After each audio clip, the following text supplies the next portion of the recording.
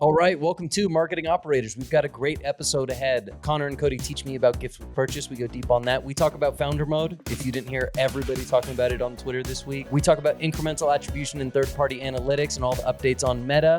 And lastly, we talk about performance creative. And I drop what I think is a great piece of alpha at the very end of the episode, so make sure to stick around. Thank you, as always, to our sponsors, Motion, Prescient, Richpanel, and Haus.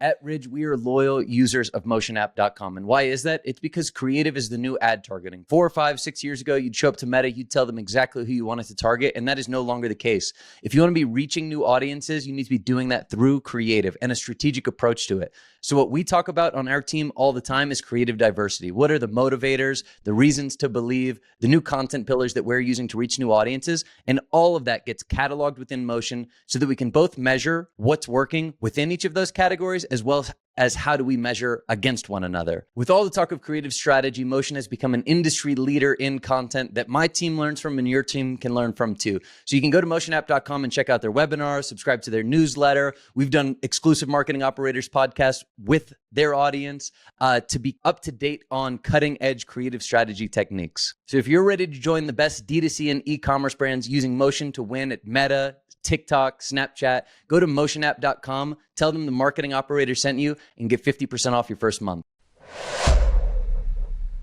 All right, we got the big three back in action for episode 24 of Marketing Operators. We had Jared Brody on last week from Nectar Mattress. We had Sean Frank on before that, but we figured it was good to get back to our roots, you know, the Connor, Cody trio. How are you guys doing? Good, man. I had a tough time getting locked in today, coming off the long weekend where it's been a bit of a struggle for me, but we're slowly inching our way back into focus zone. Dude, I feel that. What were you guys up to for Labor Day? Look, we're gonna get into a quick August debrief, and maybe we could group Labor Day into that. But personally, how are you guys doing? Good. Labor Day, went camping. I was 2.5 hours west of Denver. It's in an area of Colorado called Twin Lakes. Absolutely gorgeous. Was the girlfriend's birthday, so we had 15 people out at this dispersed camping spot. Cooked up a low country boil for everyone in the woods on Saturday. It was 3.5 pounds of shrimp, 3 pounds of andouille sausage, potatoes, onions, corn. No wonder you're sluggish today. Oh, it was epic. It was epic. So yeah, just laid it all out on a table with newspaper all over it. Just classic. So that was fun. Not in a Hexclad, unfortunately. Didn't have it with me. But yeah, man, it was a good weekend to reset and be off the computer and be outside and in lakes and around trees. It was great. Dude, huge confession there. Cooking without Hexclad? I didn't bring the pot. The problem is I don't have the 12-quart stock pot yet. The biggest Dude, one your ring is not a ridge. Yeah, that's true. No, I get it. Cody, how was your Labor Day? It was good, man. It was long. I had I'm still maybe I'm 4 weeks post-surgery now. So I had a wedding last Thursday night, somebody we work with. That was fun, but obviously one of the first times felt like leaving the house, and then had another wedding this weekend out in the Poconos. So that was really fun. My wife's side of the family, so my daughter got to see her aunts and uncles and everything. It was at a place that had a water park, so that was a lot of fun. To see my daughter go down the slide and everything. I bet she was pumped. She loved it. It was great. Just over and over and over. But yeah, I definitely overdid it. My hip is absolutely killing me today. So definitely overdid it the most I've done. So dude, yeah, the double wedding weekend is no joke. With a fresh hip. Yeah, it's ambitious. Yeah, too much. No, it was good though. But definitely happy to be back. It feels like almost January 1st, new year, new me. Everything is Black Friday holiday related now that we're back. So very excited about that. Yeah. How about you? What did you get into? Not a lot. Barbecued here. I got a charcoal grill for 4th of July, so I cracked that open for the second time ever. Yeah. Dude, I'm so not a griller, but I got it going. We did a good steak. We did some bratwurst, cooked some up for the dogs, so they all ate well. Just chill. Bratwurst. That's a Midwest. Sounds like a Midwest man right there. Yeah, dude, I don't even know what I was thinking. I was just at the grocery store picking up charcoal, and I was like, I'll get bratwurst too. They're great, right? Dude, it was delicious. Yeah, it was fantastic. Love that. Brat's the best. They're absolutely the best. Yeah. So cool. So we're all personally doing well. We were gonna start with like a quick August check-in. I will say, just anecdotally, I feel sentiment has shifted a little bit. The people that I've talked to had a stronger August. I know Q2 was shakier for us. July was a bit stronger, and we were happy with how August shook out. But how did it look for you guys, Connor? Similar narrative. We had the months leading into August have been tough. They haven't been bad, but they've been very tough. August we hit our revenue projection. We had better efficiency. Our MER was up, AMER was up year over year. Now the caveat is we had ran our Labor Day sale for a handful more, just with how the dates fell this year. It ran longer in August than it did last year, so that certainly made the year over year comps look pretty darn good. But no, overall, ran some tests that were really insightful, rolled out a new offer that I think was really effective for clearing like a lower order value type customer. And yeah, we still have 3 days of sale in September compared to having 5 last year in September. So less days this year in September. That will be interesting for the year over year comps. But yeah, August was good. We were feeling good about it. And how late do you guys run the Labor Day sale? For a couple more days? Just today. We usually pretty much all of our like big sale moments, we try to get 2 weekends, and then we run it one day after the day of the actual day. So if it's like a July 4th is on a Wednesday, we'll run it through Thursday and then back to Evergreen on Friday. Got it. Yeah. And for those listening, it's Tuesday, September 3rd. So they're wrapping up Labor Day one day post. Cody, did you guys, how did August shake out? Do you guys do a Labor Day promo, anything like that? We did for the first time, actually. Did pretty good. So August we beat forecast by $10,000. So it was close, a little bit too close for comfort, but just beat it. So pretty happy about that. Definitely one of our softer months. It always flips, but I've talked about it before. Like we changed up our calendar and did some fun launch stuff. We did the Miracle Bomb palette in July. We did some travel kits in June, and those really gave us some really strong performance. We do the minis, and we have a great holiday calendar. I feel like Labor Day is the one thing where we don't really have dialed in. So we did a gift with purchase. I don't know how you guys feel about it. If you guys ever do GWPs, we used to just do whatever. Like we used to be able to do whatever, a bag, anything. And as long as you're doing something free, it would like spike sales. And don't get me wrong, like we still did well, but it just doesn't have that same feel as anymore. Like we did this like mirror that had like a cool saying in it, but people just, I don't know if they're just getting numb to it or we've done something similar too many times. So I just think we're going to have to rethink the offering if we want to have a stronger period. This was the first time we really did anything. Pretty happy with it. We still hit our numbers. Labor Day still helped save it, but I feel like it could be much bigger. As you know, we don't like discounting, so we just have to get a little bit more creative for next year to dial in what this offer is going to be. What's the value of it, Cody? Because that's all we do, outside of Q4, outside of BFCM holiday, and we do that to save our best price for BFCM and holiday. Plus, the gift with purchase works really well, but I have a theory why it would work really well for us and maybe not other brands. Well, let me ask you, what are you guys giving away normally? So we're giving away like our gifts are like anywhere between $130 to $200. So they have like a big net dollar. That's like MSRP, not COGS.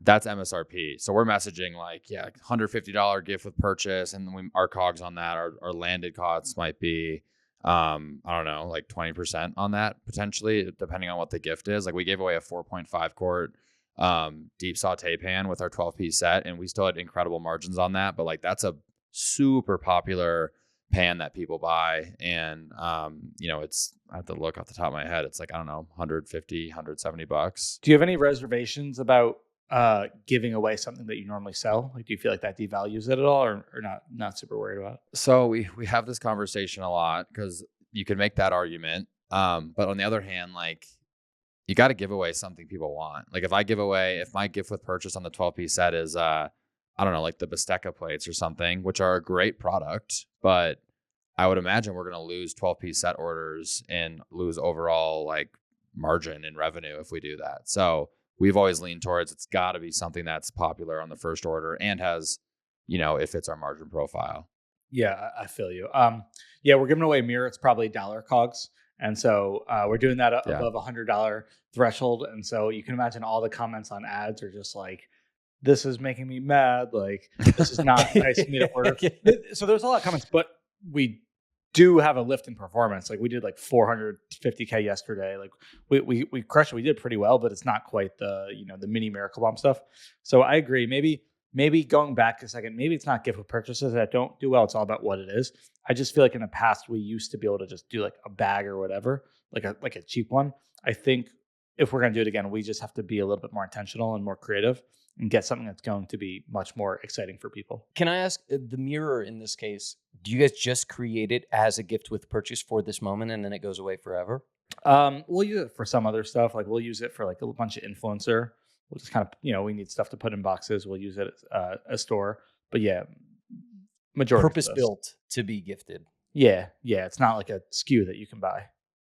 Honestly, we should probably do a separate episode just on gift with purchase. We've done very little of it. I feel like both of you guys have gone so deep on it. So we'll have to put that one in the back burner for sure. What about Rich? How'd you guys do? How was August? August was good. So it was our first full month of sweepstakes.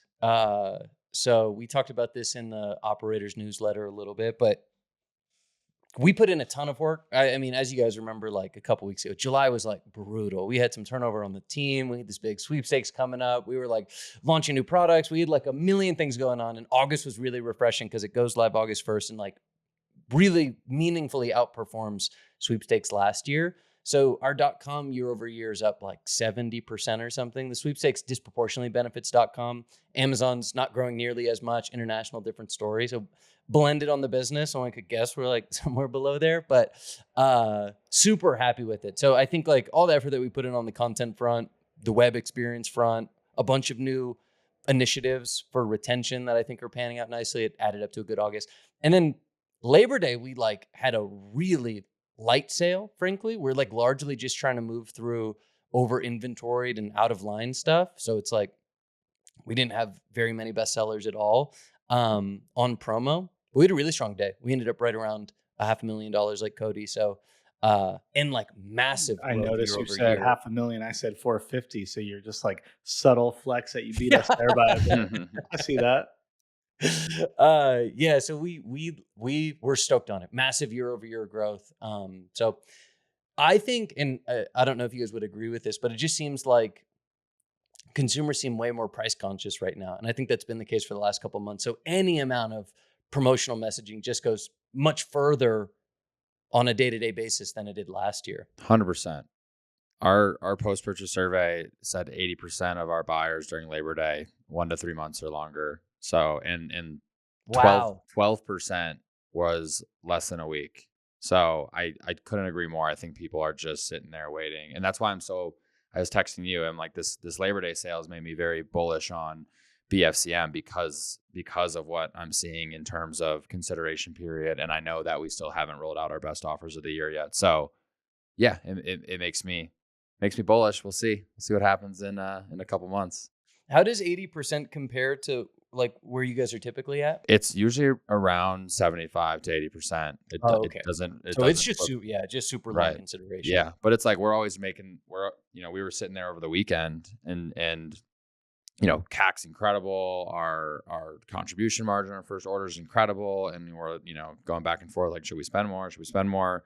And we spent a little bit more, but these types of data points make me say no. Let's spend a little bit more, but I don't want to like go double budgets, and I don't think that's going to do anything for us in this moment. We might see more people convert from that doubling of budgets during BFCM, but we're trying to optimize efficiency today. So, yeah, it's interesting to look at and help make those decisions for sure. Dude, awesome.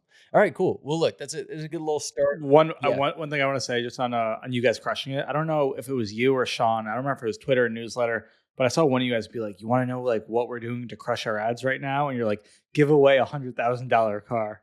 And it was so great. It was just like a super simple trick, but it was great because it's like, that I love it. Yeah. No, it's all you have to do. All you have to do is get a Foundation Series Cybertruck, get it gold plated by Jerry Rig Everything, which is worth $100,000 alone, and then promise to give that away for free. Easy, one simple hack to increasing your MER. So if you're an e-commerce brand and you have .com and distribution channels, Prescient AI's tool is a game changer. They have an industry-first ability to measure proprietary halo effects that can tell you down to the campaign level the impact of all of your ad spend across both your e-commerce store sales and your Amazon store sales. We use MTA tools at Hexclad and we love them. However, MTA tools are not going to tell you the return on ad spend considering your Amazon store. So in reality, you might dial back or turn off a campaign that looks like it's underperforming per your MTA, but if you're including your .com and Amazon sales in your attribution, that actually might be a higher performing. So we've actually used Prescient at Hexclad to confidently scale our CTV and meta channels. And we're also able to validate those top of funnel channels' impact on Amazon by calibrating the model results with a proven incrementality test that we ran through Haus. So not only is it giving us a great model on its own, but it's also integrating with these other tools. When you think of omni-channel measurement, think of Prescient AI. So we use Prescient at Hexclad. It's used by other top brands like Good American, Symbiotica, Timbuktu, Nude, and dozens more. Prescient AI, helping brands scale spend confidently with AI-powered marketing mix models. If you want to check out Prescient AI's marketing mix modeling tool, go to prescientai.com/operators. That's prescientai.com/operators.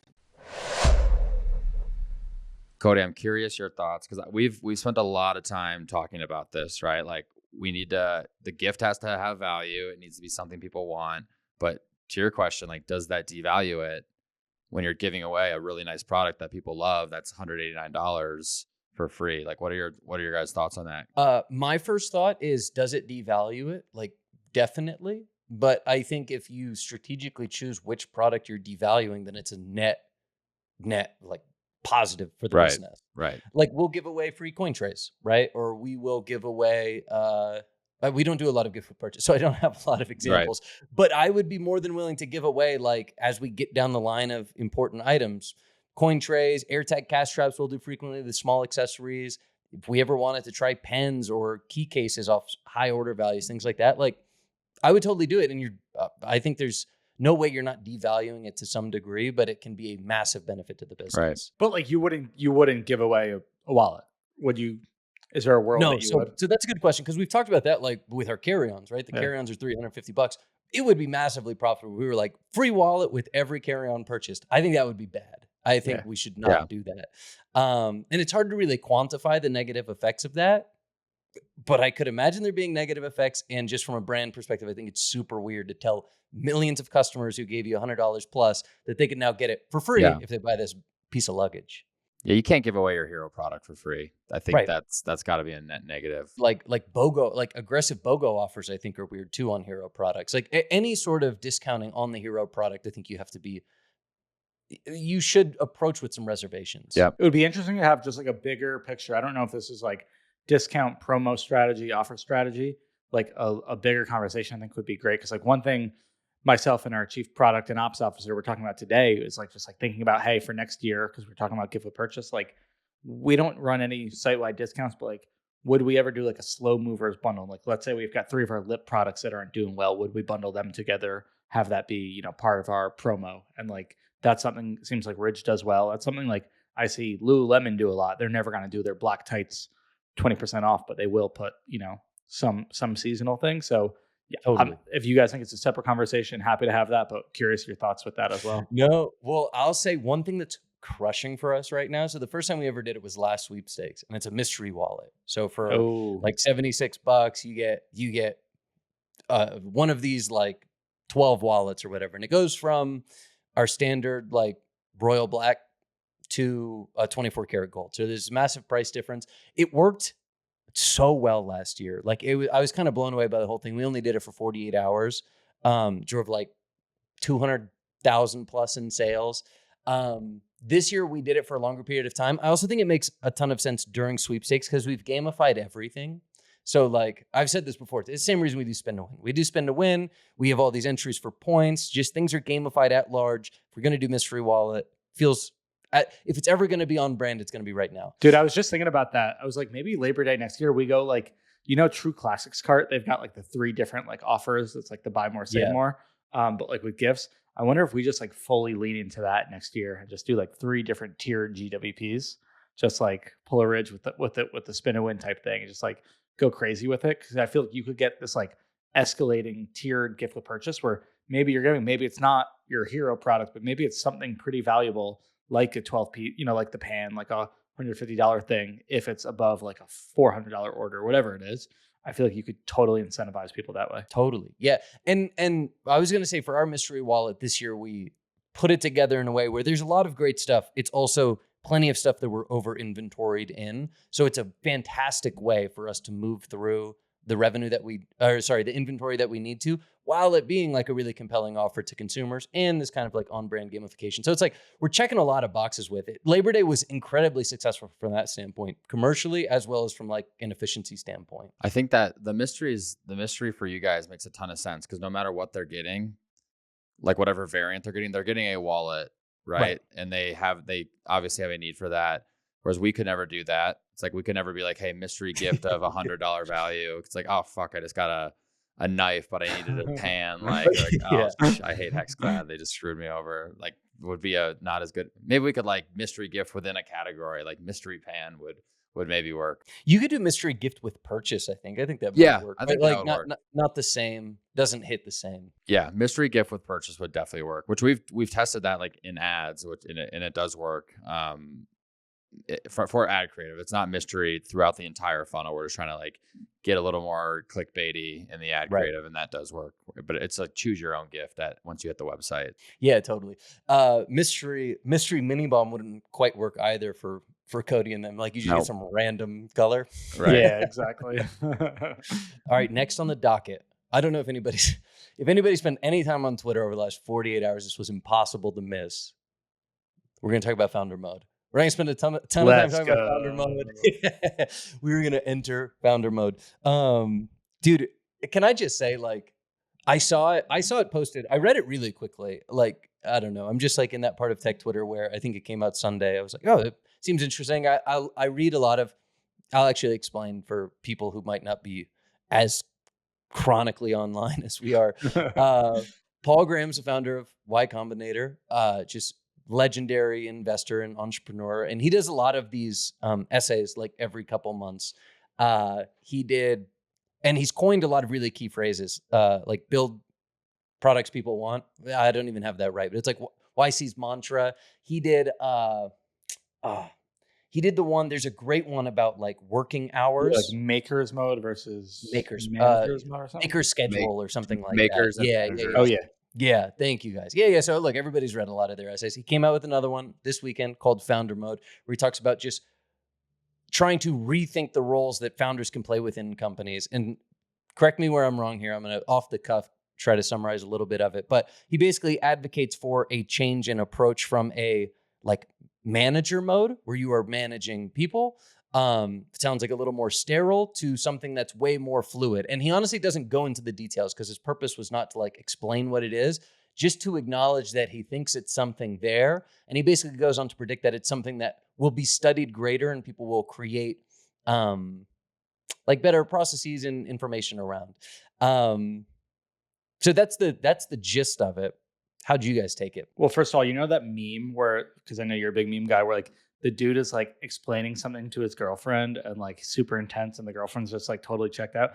That's how I felt when I was in the car yesterday with my wife driving home, and I was telling her about it. And like she also works in business with us, so like she gets it. But that's how I felt trying to explain it. But I think it resonated. I feel like it resonated with a lot of people, and obviously made its way out of tech and into D2C in different circles.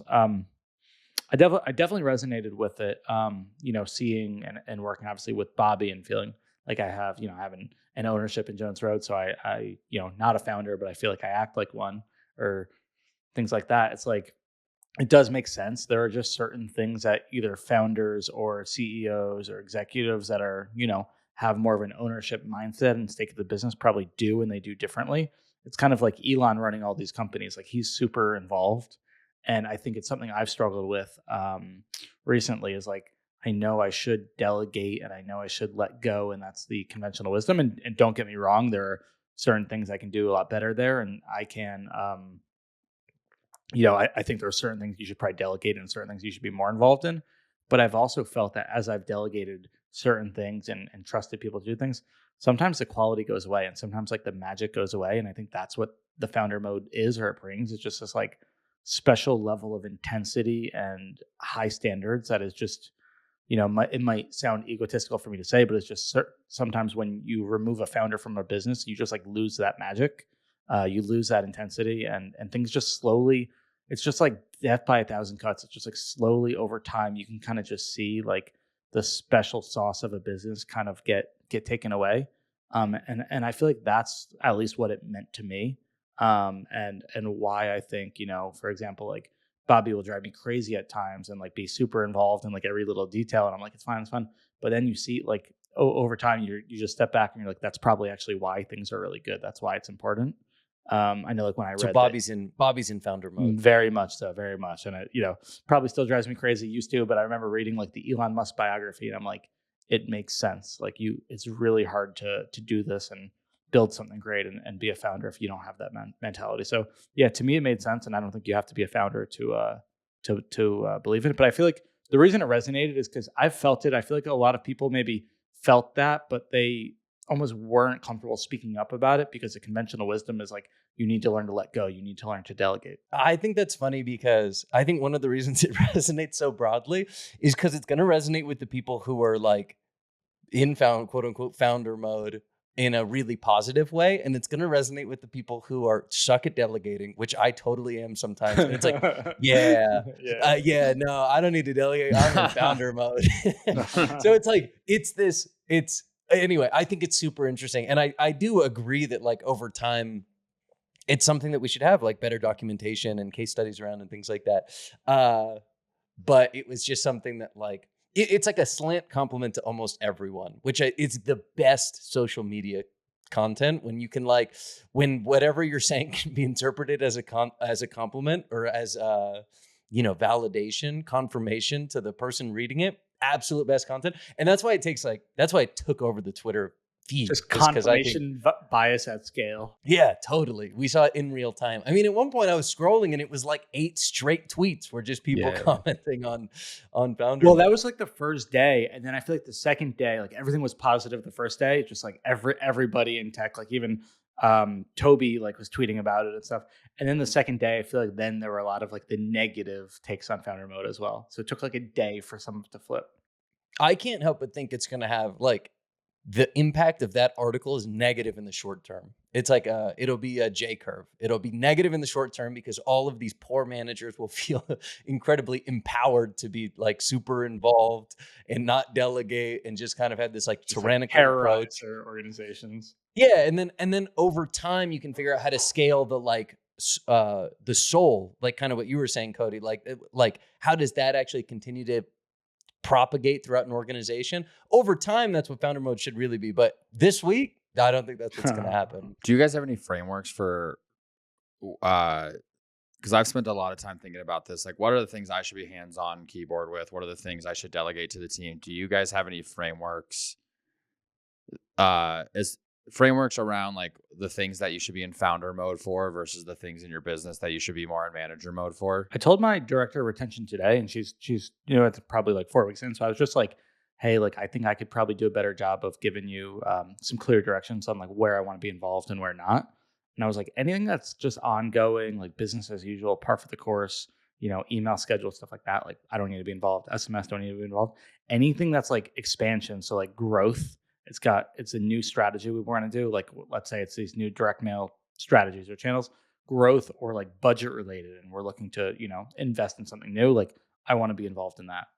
And so that was at least one thing I'm thinking about where it's like, same, I want my director of growth, meta ads, business as usual, all this stuff that's got to happen weekly. I want them taking care of that. We're going to go and unlock a new YouTube testing strategy with Haus, or we're going to test direct mail, or we're going to try to scale TV up as a channel. Like I'm going to be involved trying to like push the boundaries on that, kind of like lead from the front and then have him like block for me, if that makes sense. 100%. That's the same.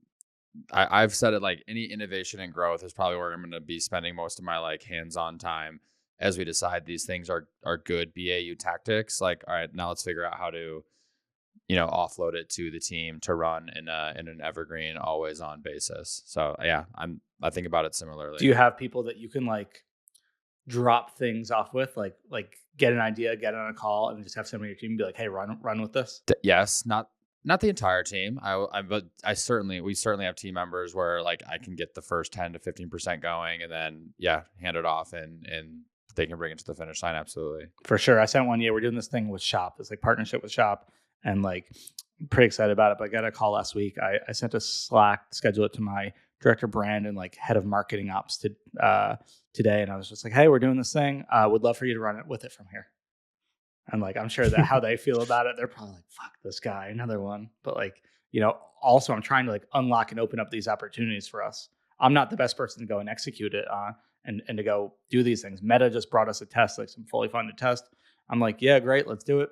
Looping in these guys to actually do it. and it's good to keep track of that. Like, keep track of who are the people on your team that can take that, run with it, get it to completion exactly or pretty close to how you wanted to, versus the folks that just can't, quite get it there without your involvement. That's the difference between a manager and a director, or a manager and an associate. Maybe it's a good little way to kind of evaluate. And people often will come to you as in a leadership role and say, hey, what do I need to do to like move up from manager to director or director to head or whatever it is? It's like, well, that's a great example. And you can give them concrete examples of things that you like, hey, I want you to drive this project all the way to completion. I don't want to have to be involved until the very last approval. Whereas this time around, I was involved here, and here. It's a nice little like test, I guess. Yeah, totally. My point on founder mode here will be, at least as it relates to D2C, because Paul Graham, founder of YC, is largely speaking to like venture-backed businesses or people who aspire to create venture-backed businesses. I think that's who he creates his content for. He talks about in the article, like, who kind of inspired naming this term was Brian Chesky at Airbnb, getting deeply back into the business. He talked about during COVID, like he took full control over the product roadmap, and he does all this stuff like this. And I think it's way easier to understand how a founder or an executive can go out of founder mode at a really large enterprise brand. And I look around at like us three or like other people running brands, and it's like, I don't think e-com founders have the ability to exit founder mode, or at least not also grow the brand. And I think at the end of the day, it's because I've said this before, maybe not on the pod, but like direct to consumer is such blue collar work, right? Like it is ultimately, it's just hard. Like you're developing physical products, you're ordering them, you're worried about margin, cash flow. Like the challenges that a DC brand faces on a day-to-day basis are just significantly different than B2P enterprise software or whatever. And it's like, ultimately, like if you are not deeply ingrained in your business, I find it really hard that you're growing. So if you're a growing brand, you're likely in what would be considered founder mode, not out of choice, but out of necessity.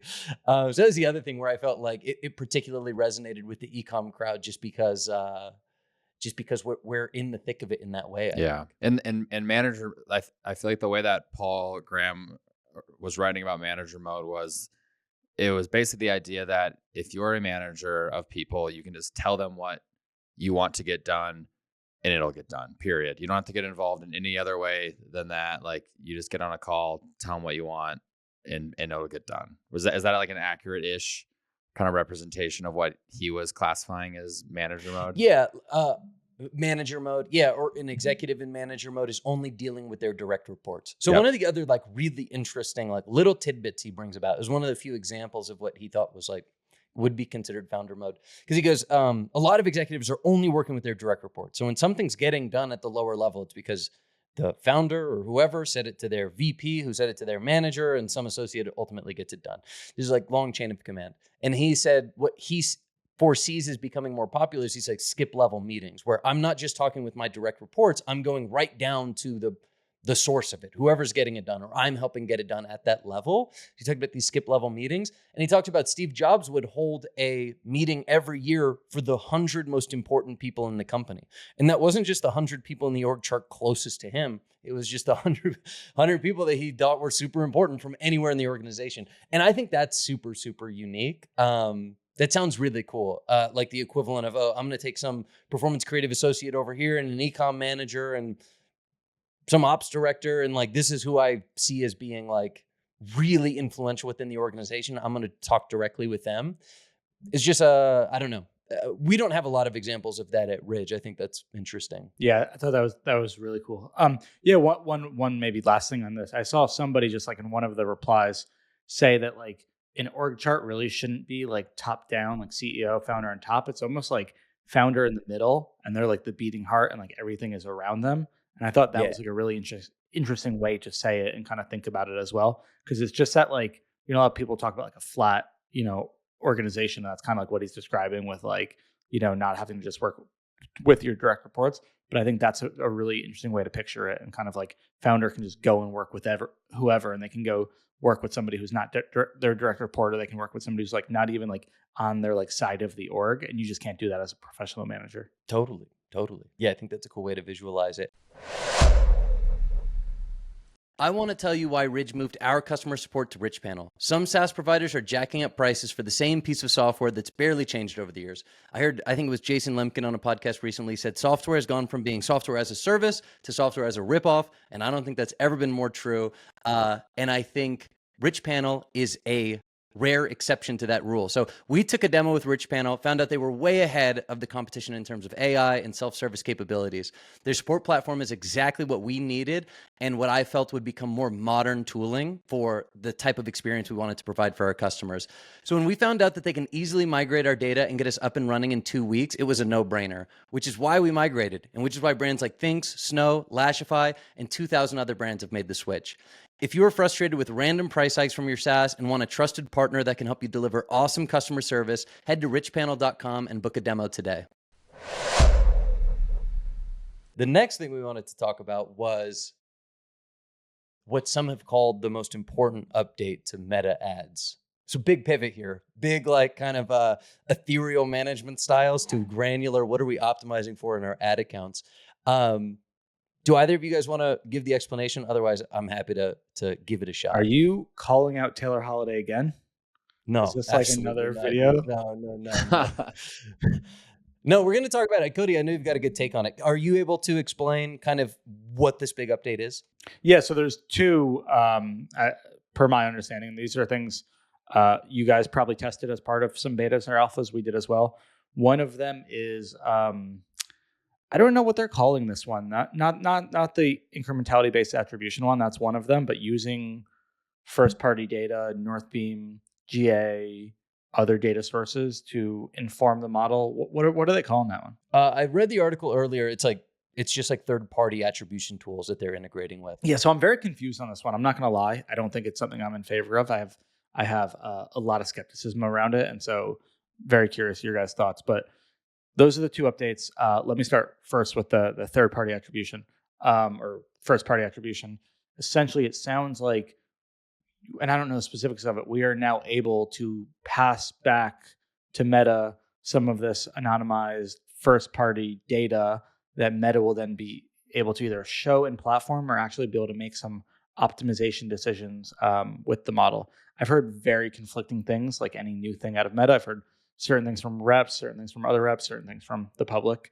And so I think that's very important just for people listening, is like, be very careful about what you're hearing and is it accurate or not. I think there's potential benefits, and I'm definitely excited about it. One challenge that I have is a lot of Meta's communications are saying, hey, we're hearing you, businesses, we're hearing that this is how you're looking at your performance and your data. So we're trying to just match our tools closer to what you're seeing, which I think is a potential huge mistake. And Taylor has talked about this on his podcast, and I couldn't agree more that, GA is closest to like a last click model. I know it's slightly different with like their new standard attribution, but I don't know if that's what we want to tell Meta we're optimizing towards. We are looking for the most amount of business impact, the most amount of incremental new customer activity. And if we were just looking for the best last click return on ad spend, we put all of our money into Google. So I'm just not entirely sure that this is the mechanism and the way that we're going to drive better performance. And I think I was very inspired by Meta a year ago saying, hey, great, you can grade our homework. We encourage you to do lift studies. We encourage you to do MMMs. their new Performance 5, Power 5, whatever they call it now, business measurement validation was one of their frameworks. And now I'm so confused by this pivot. So that's where I'm at. We did test what it was called a weighted alpha attribution using Northbeam data, to inform the model. We didn't find better performance for us using conversion lift, but I've heard that some people are finding success. So what did I miss? What did I get wrong? How are you guys thinking about it? Well, I think you largely covered the third-party integration piece. So you can plug in Northbeam Apex, Google Analytics, or their initial partners. Did you guys test it? Did you? Well, we're in the middle of testing it, but I want to tee up the other thing that they're rolling out, the new attribution, the account-wide attribution setting, incremental attribution. So I figured I was going to table that for second part, but do you think there should be talked about together? No. Why don't you talk through that one so people can understand like the two kind of directions that they're rolling out? Okay, so that was one. Second one, something account-wide attribution, incrementality-based attribution is what I've been told. We also tested this as well. Didn't work for us, but I've heard that a lot of people have had very strong success. So we're actually talking to our reps today about running it and testing it again. It was very cool, by the way. We sent up a lot of our house tests to our Meta reps to send a marketing science team at Meta. Apparently, they listened to the podcast. So that was really cool. Nice. So hopefully I don't butcher any of this. We probably will. Apologize, guys. So essentially, if you ran any conversion lift studies, which is a holdout, it's a user level holdout that Meta can run. So it's not like a geo-based one, but it's a user level holdout.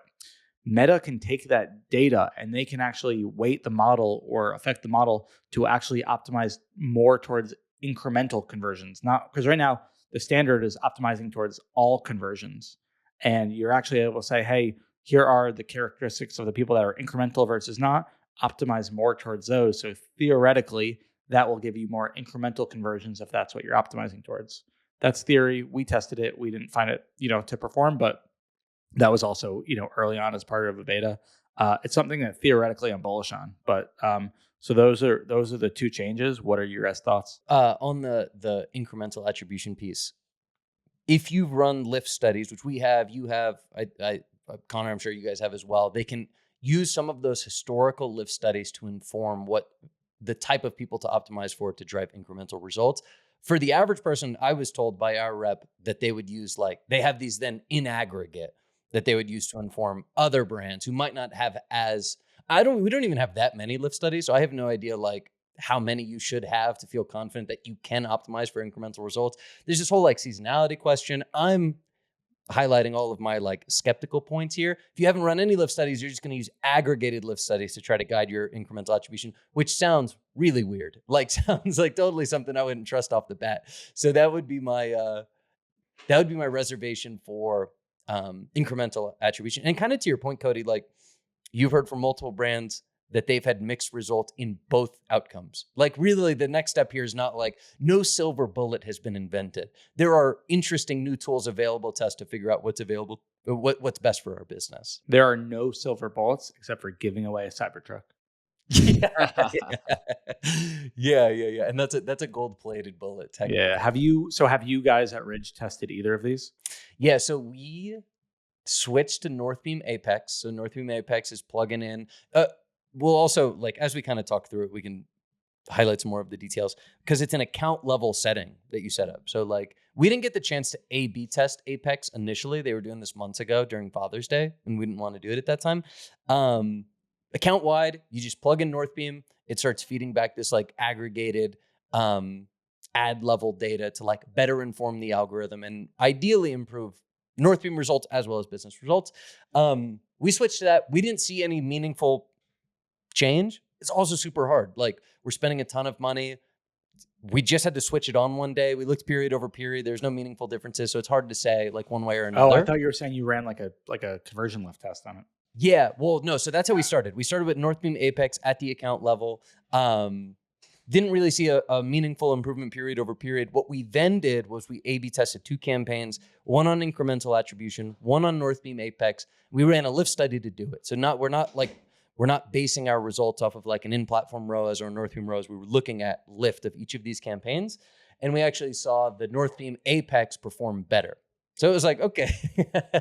I don't know exactly. It was Northbeam Apex compared to incrementality-based attribution, but there wasn't North Beam Apex compared to like standard meta optimization. Correct. Okay, interesting. It's just a two cell. Yeah. So like this all to say that's why I go back to the point. These are very interesting new tools, and I think like really interesting product decisions from the Meta team, but neither seem like obvious wins. The point that I was going to make was our goal as marketers are to drive incremental results. So from a branding perspective, incremental attribution is what everybody should do. Oh, I got it's like hyped about it to test it. Yeah, it makes total sense. Like that is ultimately what we're trying to do. Am I going to rule out that having aggregated ad level, like better aggregated ad level data fed back to Meta from Northbeam to optimize with couldn't lead to better business results? I would believe that. I think that's totally plausible. That's why we're testing it.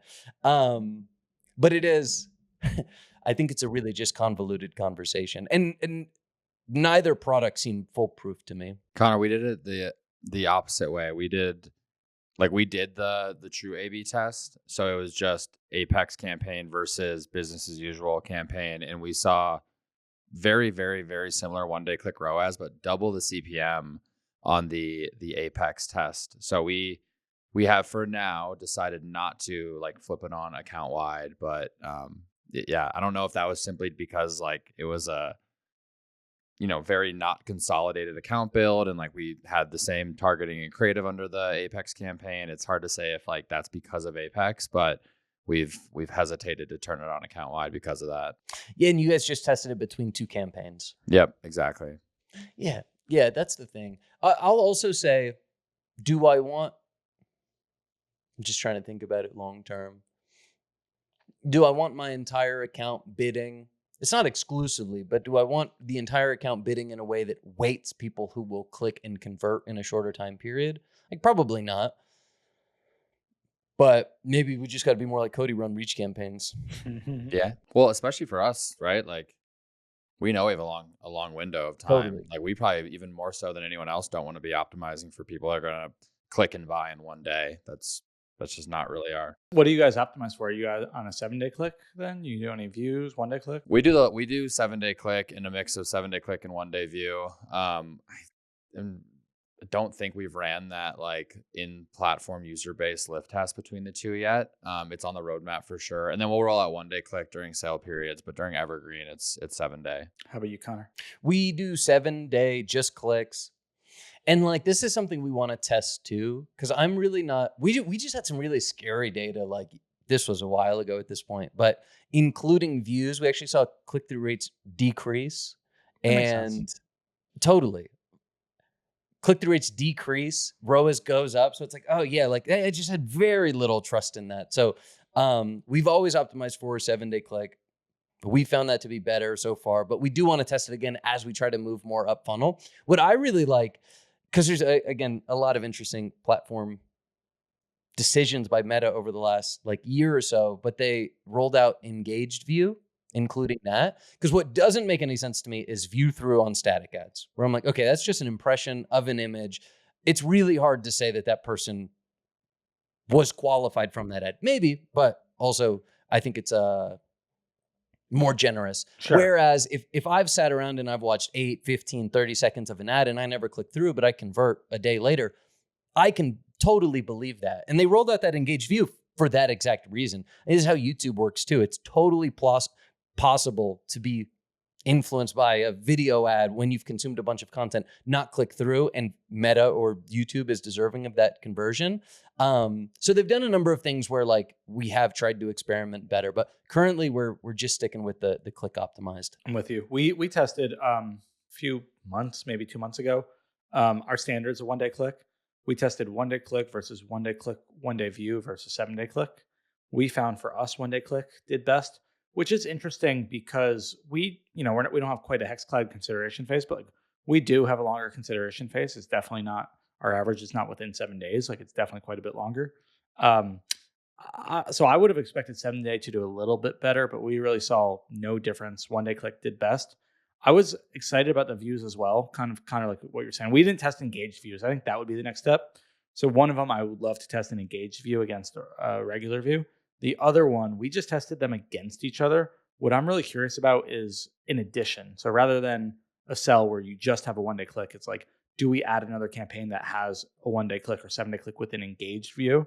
And the reason I'm bullish on that is to try to feed towards Reels and different placements. Like I think Reels probably functions more like a TikTok. So that's a test I'd be curious about in the future. Yeah. So you tweeted about this a couple months ago, and I sent it to my team because that makes total sense. Like, what do you say? Like, this guy's an idiot. No, it's just like that logic checks out for me. That's like most of what I send to my team when I'm like reading something or see a tweet about it or a podcast. It's like that checks out. Hey, let's include views on real campaigns. It's all video. It's super.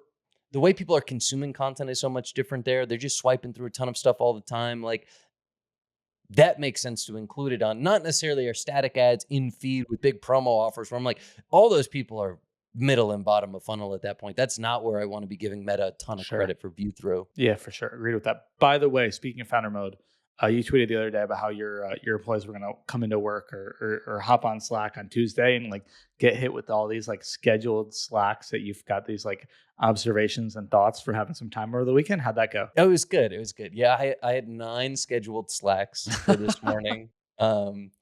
Which honestly, I had by the end of the day, we had Friday off. So we had an extra long weekend. By the end of Friday, I had 7, and I'm like, oh, dude, I'm gonna have like fucking 14 Slack schedules. I'm like, this is gonna be a nightmare. So yeah, no, it came through. I mean, it's way better. Like I say it jokingly, but none of it was pressing. I don't need to be pinging the team all weekend. You know, we got Friday off, we got Monday off. People are out camping, barbecuing with the family or whatever. I was like, it's way better for me to just schedule these out. And then it's a nice surprise for me to remember what I was thinking about, you know, like Saturday morning. What I did over the weekend was I watched, I've been watching a bunch of the X-Men movies. So I was watching X-Men and just like perusing some work, you know, and as ideas came up, I'd schedule those through. I love that. Yeah. Okay, back to Meta. And actually we're getting super in the weeds here. But we talked about including engaged views. Do you guys, maybe Cody, you've done this, looked at, and apologies if we've talked about it, lift studies by asset type? Like if videos deserve a higher multiple than images? No, we never have. Okay, because that's something this is my tinfoil hat. I'm like, I just believe it. And I've looked at a bunch of historical data that's like spend mix from image to video. We put it in our naming convention so I can like really easily filter by it in Northbeam.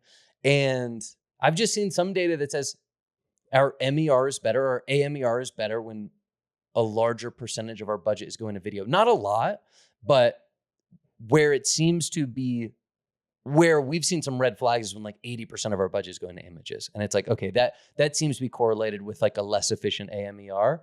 And then we just ran a Haus study on it, and videos did outperform. It wasn't meaningful, but it wasn't super meaningful, but it was like validating to a certain degree. And yeah, anyway, that just kind of backs into like the engaged view theory, or Meta's really pushing bid multipliers as well. So like if you actually want to manually bid higher for video ads because you think they have a greater impact, then you can do that. How'd you set up that test, Connor? So you said you used Haus for it. So it was a geo-based test, and you're just trying to see the incremental lift in videos versus static ads? Yeah. We set up 2 cells.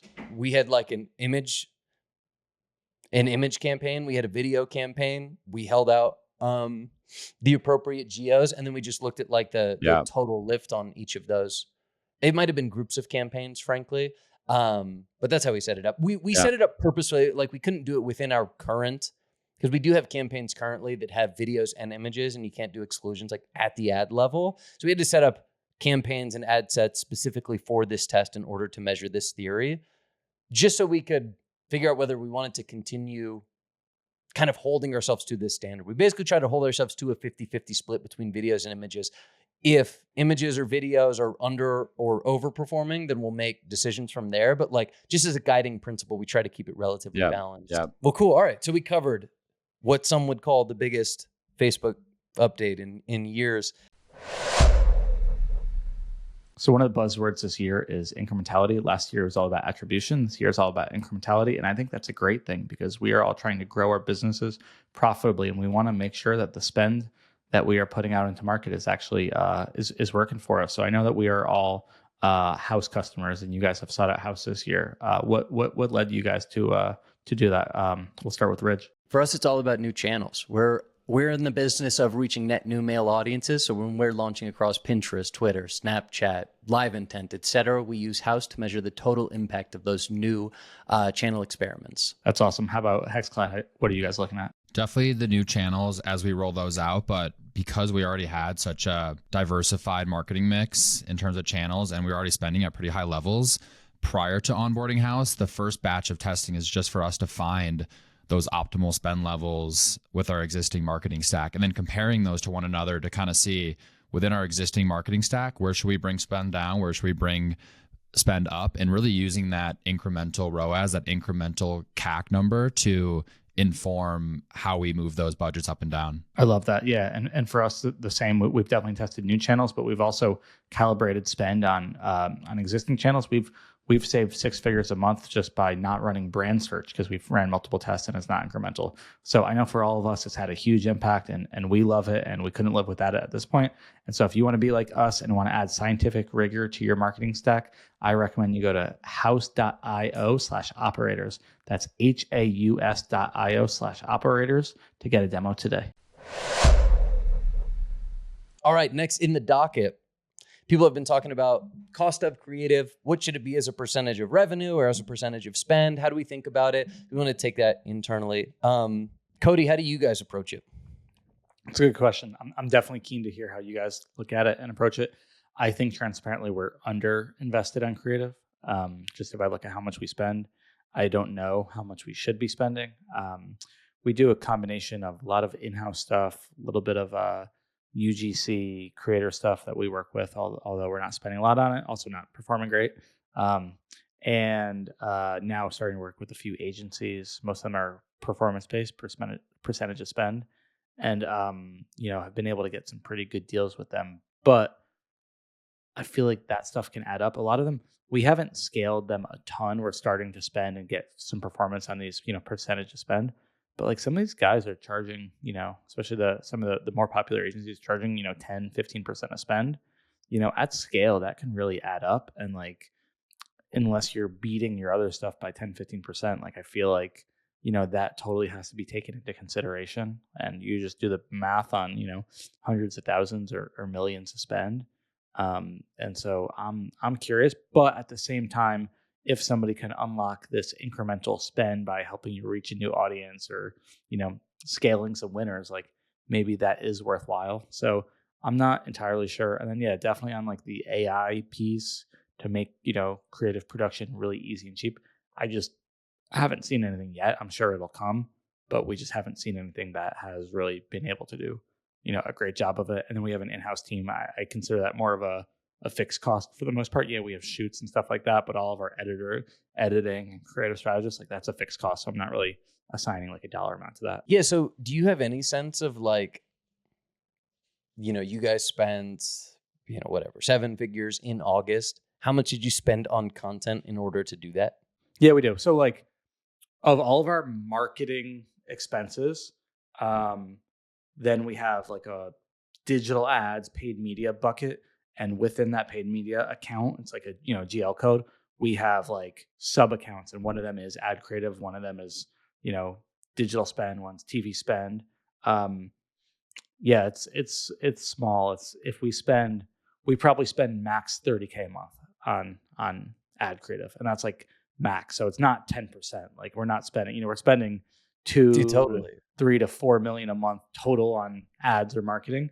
And we're probably spending that. Part of it is how we code it. Like we'll use a lot of the stuff that like our brand team shoots or things like that. So that'll go to like a photo shoot. If we're doing like a production shoot internally and we're using it for B-roll, like we're not putting it there.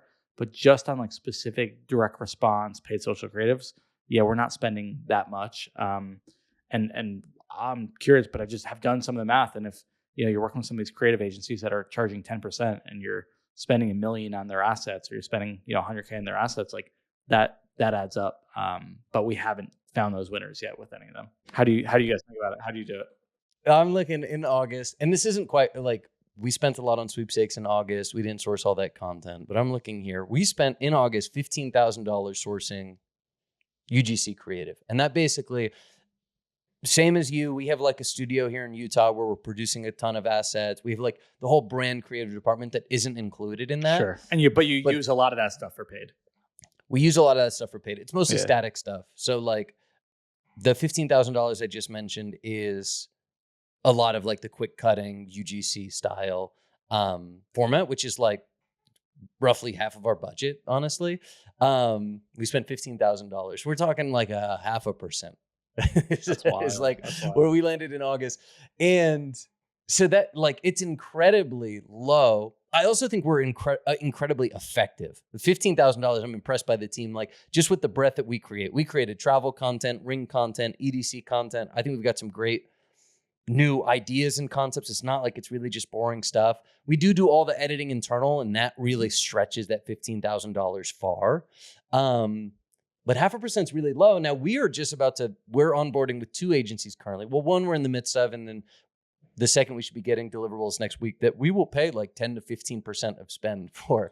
But I don't think there's any scenario where we scale with their content. I think of it more as like, yeah, I'm willing to like dramatically overpay for this content in order to unlock learnings, unlock initial growth, like just develop like let's get some new cooks in the kitchen. Let's get some fresh eyes on this and some fresh creative and see what that looks like. And I'm willing to dramatically overpay for that to the tune of like 6 figures, easy. Like it's not as if I'm thinking about this on a really short time frame, but creating content and editing it, I think, is a core competency for any D2C brand. And if you have to pay 15% of ad spend, it's not your core competency, but there's totally a place for it. Okay. So that makes sense. And I think that's how I'm thinking about it. Like, let me learn, so what, we write a 50K check 1 month. Like, hopefully that means that these ads are, it's like how some people look at taxes. Like some people actually like paying a high tax bill because it means they made a lot. It's at least one way to think about it.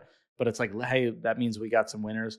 But will you, like, let's say your target's a 0.8 in Northbeam, and you have internal stuff at a 0.8 that you could scale, and then you have stuff from this agency that's, 10%. Do you need to be above a 0.8 for that stuff to justify, hey, we should scale this against it? Or is that not how you think about it?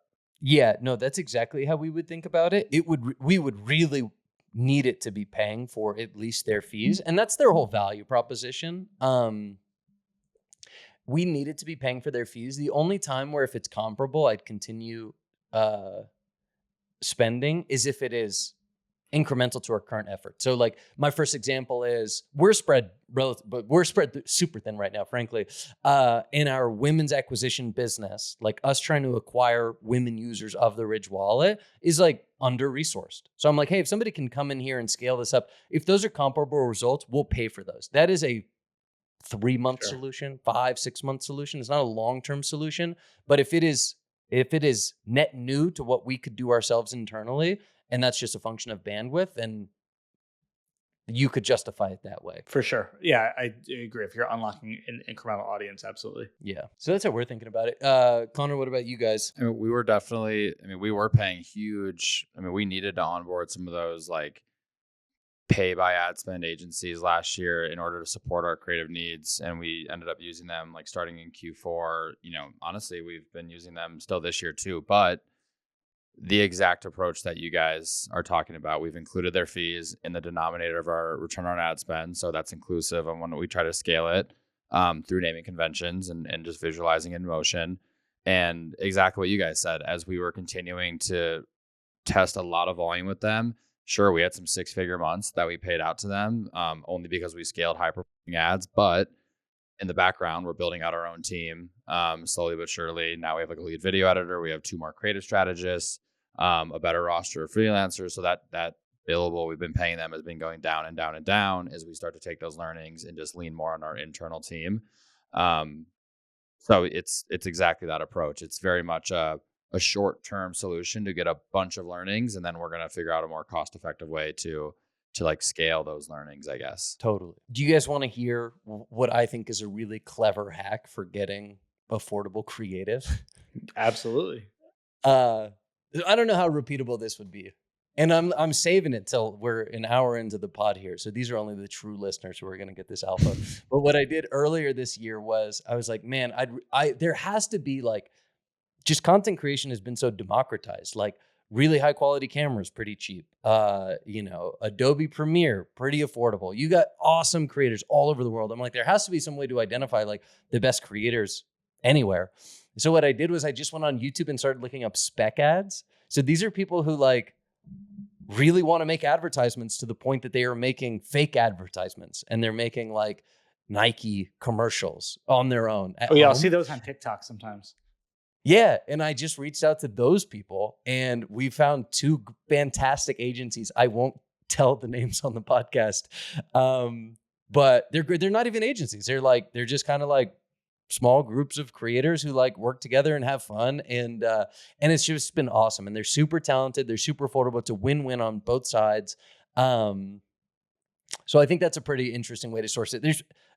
That's how we found UGC creators too. Similarly, like outsized value is there's just creators all over the place who are fantastic at creating content, just putting in the legwork to identify those people, reach out, test them. You end up finding people who you would otherwise be paying 15% of ad spend for. How do you find those? How do you say you found those spec ad creators? Sorry, my fire alarm's going off here. My wife's cooking a steak for dinner. I love it.